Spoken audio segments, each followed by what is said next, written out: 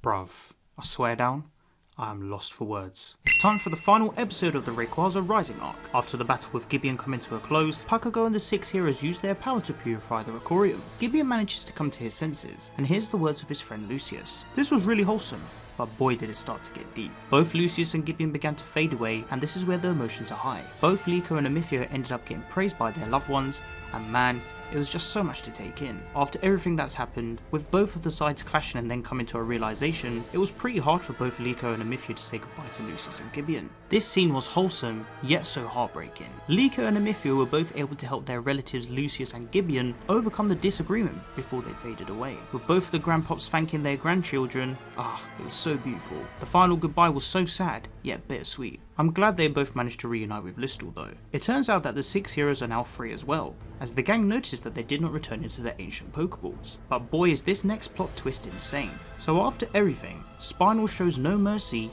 and proceeds to use a device on the 6 heroes, causing them to go berserk. We even got to see admins Sango and Onyx go against this, and I'm so glad we could see them come to a sense of maturity and good in this moment. As the 6 heroes clash, Rayquaza tries to calm them down, but this ends up leading to Rakua being destroyed, with Lucius's Pokeballs and files being lost. The gang managed to escape, and thanks to the help of the other rising Volt tacklers, they managed to board the brave Asahi ship and flee away from the destruction. At least, that's what we all thought. It happened, guys. Due to the impact of the wind, Friede and Charizard ended up being blown away into the depths of the mountain. Fam, when I saw this, my heart sank. I can't believe it. I genuinely thought Friede would survive, but what a curveball this was. Hearing Cap scream in upset as he saw both Friede and Charizard disappear was heartbreaking, bro. I really hope that we can get to see them both return, and I'll chat about that shortly. We then transition to the time skip, and it's been confirmed that 1 year has passed since the events of Rakua. Liko is back at school, and of course, she is aged. We can see Pikachu's Pokeball on her desk, as it is now in its dormant stage. We see that Spinel is now the head of Exceed and the Explorers, who has made Rakua a project under the organisation. He then proceeds to tell the world that the rising Volt tacklers are to blame for the events that happened there.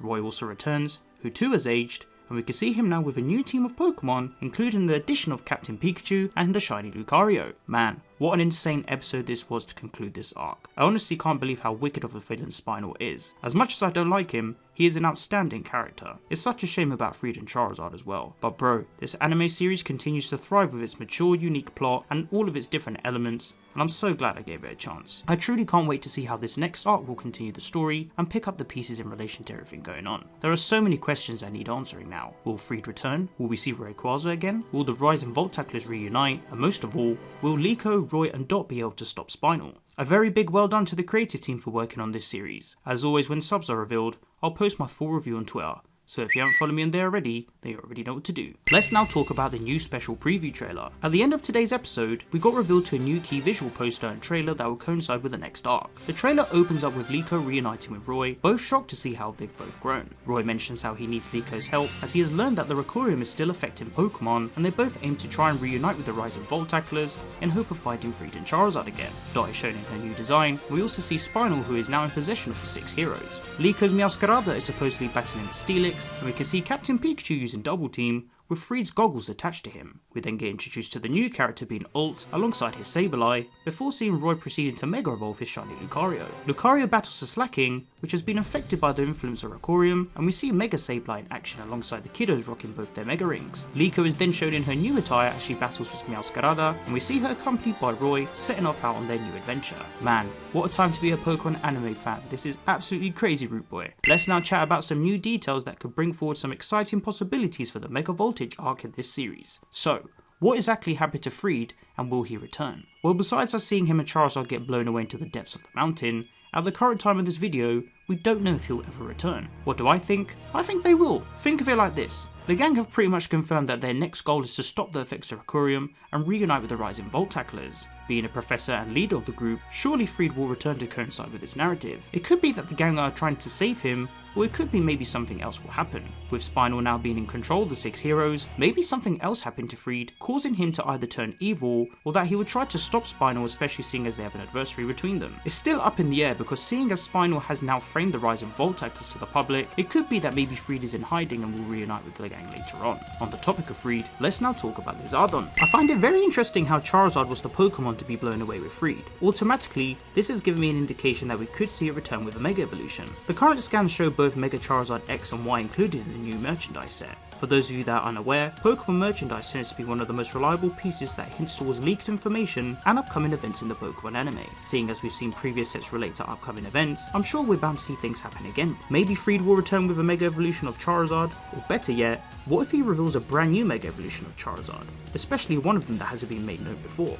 Bruv, I got so many ideas for this, trust me, let me cook later on. This could possibly tie into the Legends ZA game that may reveal a new Mega Evolution to come in the future. Let's now talk about the time skip. So some people are unsure about this time skip, so allow me to clarify what it means and explain a little more about it. At the end of today's episode, it confirmed that 1 year has passed since the events of Rayquaza. Liko is back at school studying, and during this time, it was confirmed on the official Anipoke website that Roy was in Kalos. This is where he met Bolt, and also obtained his Mega Ring. I assume he also got his Shiny Lucario at this point. It seems that within that 1 year, Roy learned that Rakorium had had an after effect on Pokemon, causing them to go berserk. This is where we see Roy use the power of Mega Evolution to counter the slacking. During that time, Spinel ended up announcing to the public that the great devastation happened in Rayquaza affected both people and Pokemon, blaming the rising Voltaculars for the calamity that took place. It's quite interesting to know that only 1 year went by, but then again I can't really complain, do you know what I'm saying? Speaking of Spinel, can we just take a moment to give this waste man a round of applause? I know I go on about how much I don't like his character, but I have to say he is an incredible villain.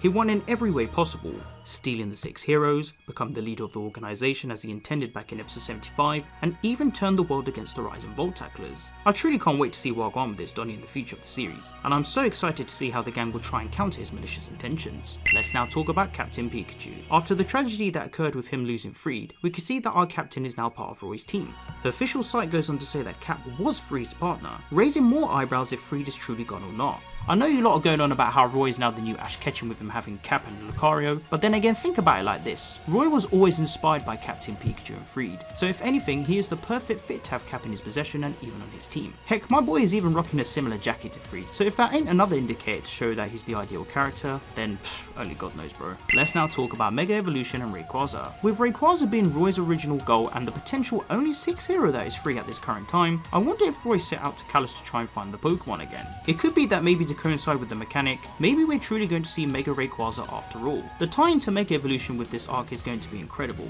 and I can only begin to imagine that maybe the gang will all get a Mega Evolution for themselves, and also have the power of Mega Rayquaza to stop Spinel. The fact the legendary Pokemon trusted Roy in the end to help him and his friends speaks hella volumes, and I'm sure we'll all see them reunite again, especially seeing as the rising Voltaculars are now in danger.